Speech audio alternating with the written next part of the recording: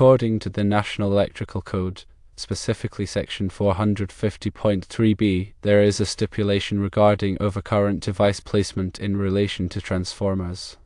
This requirement, however, pertains only to transformers operating at over 600 volts. Therefore, if a transformer's voltage rating is less than or equal to 600 volts, the incitative rule, as it's commonly referred to, does not apply. To elaborate, the National Electrical Code Article 450 addresses transformers in general. Section 450.3 specifically covers the requirements for transformer overcurrent protection. Within 450.3, there are subsections that differentiate the requirements based on voltage levels. Subsection A typically deals with transformers over 600 volts nominal, and subsection B is where the incitative rule is detailed. The purpose of having the overcurrent device inside of the transformer, when required, is to allow for quick and easy disconnection of power to the transformer in case of a fault or emergency. This enhances safety for personnel working on or near the transformer. However, the code recognizes that for lower voltage transformers, the risk is lower, and therefore, the strict incitative requirement is not necessary. Now let's consider the reference to Section 240.21. This section of the National Electrical Code deals with the overcurrent protection of transformer secondary conductors. It outlines specific conditions under which the secondary conductors can be protected by an overcurrent device located at the primary side of the transformer. These conditions typically involve limitations on the length of the secondary conductors and requirements for their ampacity, ensuring that they are adequately protected against overcurrent situations. Compliance with 240.21 is crucial when the overcurrent device is not located at the secondary side of the transformer. This ensures that the secondary conductors are protected against overloads and short circuits, preventing potential hazards such as fires or equipment damage. The National Electrical Code is a comprehensive set of standards, so it is very important to understand all of the sections and articles so that installations are done safely and correctly. The key takeaway here is that the placement of the overcurrent device for a transformer is governed by its voltage rating and the specific requirements outlined in the National Electrical Code, including sections 450.3 and 240.21. Firstly, you should determine the transformer's voltage rating. Secondly, check if it exceeds 600 volts. Thirdly, if it does, Section 450.3b requires the overcurrent device to be inside of the transformer. If it does not, the incitative rule does not apply, provided that other requirements, such as those in Section 240.21, are met. It is important to always consult the latest edition of the National Electrical Code and local amendments to ensure full compliance with all applicable regulations.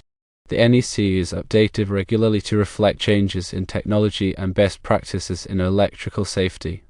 Always verify that you are using the most current version of the code when designing or installing electrical systems.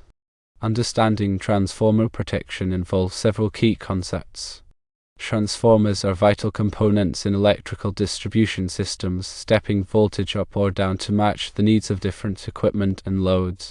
However, transformers are also susceptible to faults such as overloads, short circuits, and insulation failures, which can lead to damage, fire, or even explosions. Overcurrent protection devices, such as circuit breakers and fuses, are designed to protect transformers from these faults by interrupting the flow of current when it exceeds a predetermined level. The location and sizing of these overcurrent devices are critical to ensure effective protection without causing nuisance tripping. The National Electrical Code provides detailed guidelines on how to properly protect transformers, taking into account factors such as transformer size, voltage rating, and application. When selecting an overcurrent protection device for a transformer, it's essential to consider the transformer's nameplate data, including its kVA rating, voltage rating, and impedance. These values are used to calculate the transformer's full load current, which is the basis for determining the appropriate size of the overcurrent device.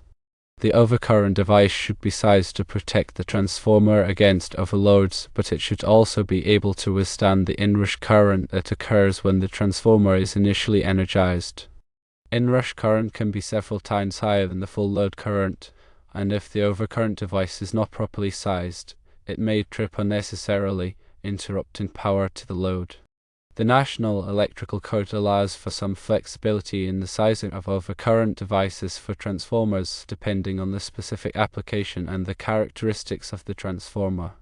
For example, the code may permit the use of a larger overcurrent device if the transformer is supplying a motor load or if it has a high impedance. However, it's important to carefully consider the potential risks of oversizing the overcurrent device, as this can reduce the level of protection provided to the transformer. In addition to overcurrent protection, transformers may also require other types of protection, such as differential protection and ground fault protection. Differential protection is used to detect faults within the transformer winding, while ground fault protection is used to detect faults to ground. These types of protection are typically used on larger transformers or in critical applications where a high level of reliability is required. Proper transformer protection is essential to ensure the safe and reliable operation of electrical systems.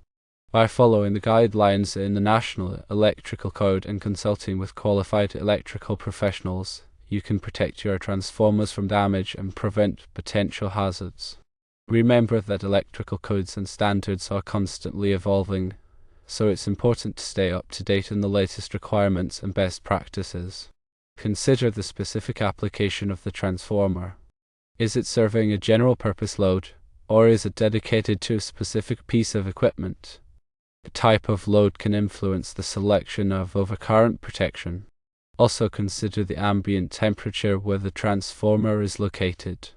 High ambient temperatures can reduce the ampacity of conductors and the rating of overcurrent devices. It's important to direct these components accordingly to ensure proper protection.